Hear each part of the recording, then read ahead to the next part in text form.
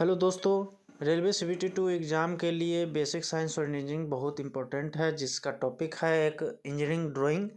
उसी का 2 पार्ट में बना चुका हूँ। ये तीसरा पार्ट है। ये टॉप पार्ट जो है बहुत इंपॉर्टेंट है, जो प्रीवियस ईयर का क्वेश्चन लेकर आया हूँ।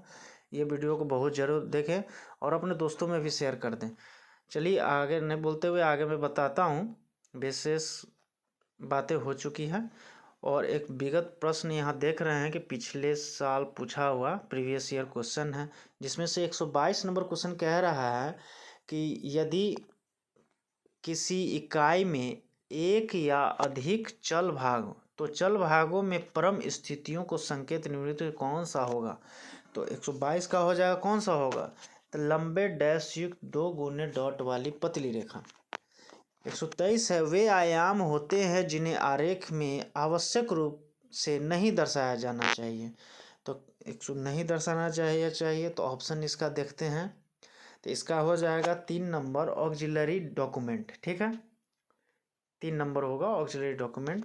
124 है, किसी आइसोमेट्रिक दृश्य का उपयोग करते समय आप अपने आरेख को 3 अक्षों पर रेखांकित करते हैं जो एक दूसरे से डैश कोण पर स्थित हैं।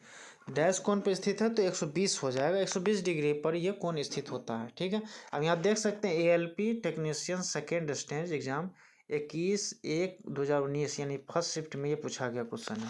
ये सारे मैं प्रीवियस ईयर ही बता रहा हूँ आज। ठीक है, नेक्स्ट है 125 नंबर। 125 नंबर कह रहा है कि ये दृश्य एक लंबकोणीय दृश्य यानी ऑर्थोग्राफिक व्यू है, जिसे सम्मुख, क्षैतिज और प्रोफाइल तल के अलावा किसी अन्य तल पर दर्शाया जाता है। अन्य तल पर दर्शाया जाता है तो ये तीसरा हो जाएगा ऑक्सिलरी। ये भी देख रहे हैं 2019 का पूछा हुआ क्वेश्चन है। 126 है, A4 सीट की छोटी भुजा और A3 सीट की लंबी भुजा का अनुपात। तो क्या हो जाएगा, दोनों का रेशियो 1:2 हो जाएगा। छोटी भुजा और लंबी भुजा के बारे में पूछा है।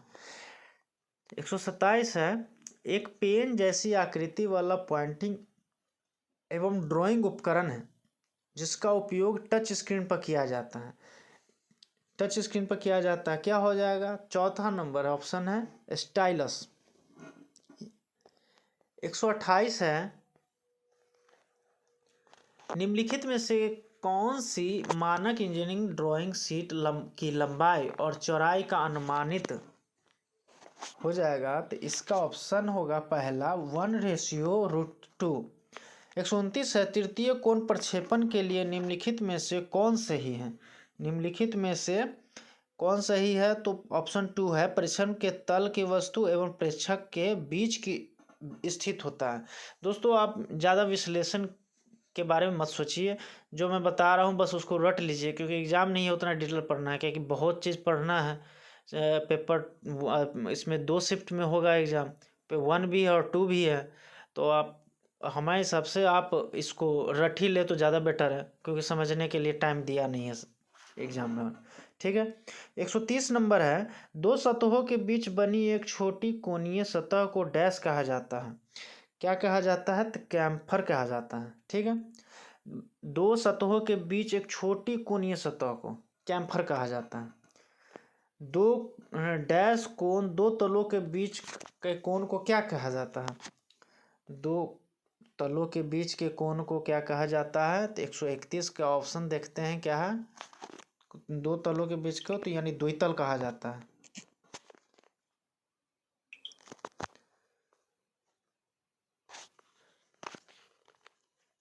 दो ऑप्शन हो गया। तृतीय कोण प्रक्षेपण के लिए निम्नलिखित में से कौन सही है।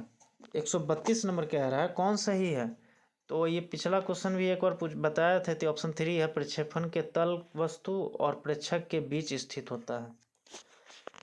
इंजीनियरिंग आरेख में चिन्हित एसआर का मतलब क्या होता है, यानी इसका फुल फॉर्म क्या होता है। 133 का है, एसआर का फुल फॉर्म होता है स्फेरिकल रेडियस। Spherical radius.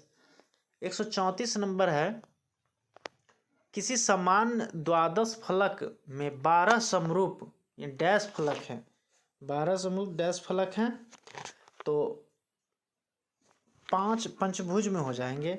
134 का पंचभुज हो जाएगा ऑप्शन 1। 210 mm और 297 mm डैश आकार के कागज पेपर की माप क्या हो जाएगी? पेपर की माप A4 साइज हो जाएगी। ये सब प्रीवियस ईयर में पूछा हुआ है। 136 है, वक्र को परिभाषित करते हुए वक्र को परिभाषित करने के लिए कम से कम 3 बिंदुओं का प्रयोग किया जाता है। वक्र के 2 अंतिम बिंदुओं को एंकर पॉइंट कहा जाता है। ठीक है, एंकर पॉइंट कहा जाता है। अन्य 2 बिंदु जो वक्र के आकृति को प्रभावित करते हैं उन्हें हैंडल स्पर्श रेखीय बिंदु यानी टेंजेंट पॉइंट या नोड्स कहा जाता है। तो 136 का ऑप्शन हो जाएगा इसमें ऑप्शन 3 है, बेजियर। बेजियर कहा जाता है। ठीक है, नेक्स्ट है 137 नंबर। एक प्रक्षेपण एक तिर्यक प्रक्षेपण है जिसमें वस्तु की गहराई पूर्ण आकार में दिखाई देती है। तो इसका ऑप्शन यानी घुड़सवार। एक डैश आरेख योजनाबद्ध आरेख है जो संस्थाओं के लिए सरल आकृतियों का उपयोग करते हुए एक प्रणाली में संबंधों को दर्शाता है। 138 का हो जाएगा ब्लॉक। ठीक है, नेक्स्ट है इंजीनियरिंग ड्राइंग में आयाम पर कौन सा अक्षर लिखा है? यह दर्शाता है कि यह अतिरिक्त जानकारी है और वास्तव में इसकी आवश्यकता नहीं है। तो इसका हो जाएगा ऑप्शन 1 REF। ठीक, 140 है, यदि किसी समतल से मिलने के लिए किसी वस्तु के समोच्च पर विभिन्न बिंदुओं से सीधे रेखाएं खींची जाती है तो समतल पर प्राप्त आकृति वस्तु का डैश कहलाती है। क्या कहलाती है? तो प्रक्षेपण कहलाती है। यदि मानक इंजीनियरिंग ड्राइंग पर चौड़ाई 841 mm है तो इसकी लंबाई क्या हो जाएगी? तो ये तो आपको याद करना होगा टोटल कितने लंबाई चौड़ाई है। A0 से A5 तक रहता है। तो इसका आंसर हो जाएगा 4 नंबर 1189। 42 नंबर है, इंजीनियरिंग ड्राइंग में LH अक्षर को दर्शाता है। LH का फुल फॉर्म क्या हो जाएगा? तो LH का फुल फॉर्म हो जाएगा लेफ्ट हैंड। ठीक है, ये भी 2019 का ही क्वेश्चन है। दोस्तों ये प्रीवियस ईयर का इतना ही क्वेश्चन है। उम्मीद है आपको अच्छी लगी होगी। और बीच में ये मेरा मोबाइल लॉक हो गया था, इसके लिए मैं आप लोग को माफ़ी मांगता हूँ। और वीडियो को पसंद है तो ज़रूर दोस्तों में शेयर करें और लाइक करके सब्सक्राइब भी कर दें। धन्यवाद।